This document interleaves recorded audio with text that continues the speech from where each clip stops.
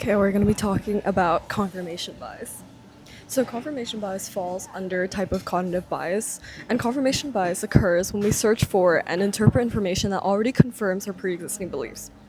So, if we look at this visual here, we have really a lot of evidence out there, but the evidence that we believe is only the evidence that really aligns with our beliefs and our worldview, and then we kind of just ignore the rest of the evidence or think it's less credible or less valid. So the reason that confirmation bias occurs is because one, it lowers your cognitive load because it's easier to just accept something that already aligns with your worldview than it is to have to constantly question if everything is correct or wrong. The second thing is it avoids cognitive dissonance because humans don't like having this moment where information doesn't align.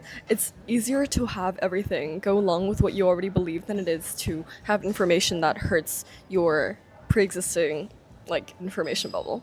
Also, because of self-validation, we like information that proves us right, and we like information that protects our sense of self instead of things that come against us. So, a study done in 1979 investigated the effects of pre-existing beliefs on the evaluation of new info, where they tested with two groups: a pro-capital punishment pre-existing bias group and an anti-capital punishment group. And the two studies they provided to both of these groups were an essay on pro-death penalty and also anti-death penalty. And then they asked the participants in this study to evaluate the studies and see which one was more credible. And they found that the participants considered the data supporting their worldview more credible and they believed it more than the study that didn't. And they often pronounced the study that didn't, the data in there as flawed and unconvincing, even though both of them were technically valid studies.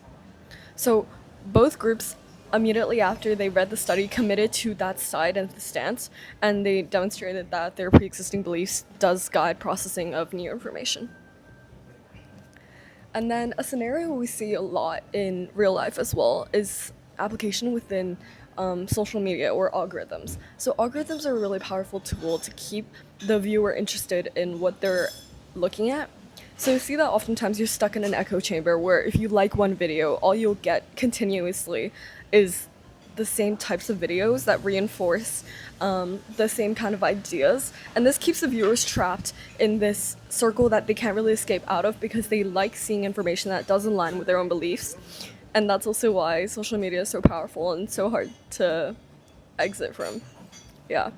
So that is confirmation bias. And really, the evaluative part of confirmation bias is to really just try and challenge your worldview by allowing opinions to differ from your own from time to time.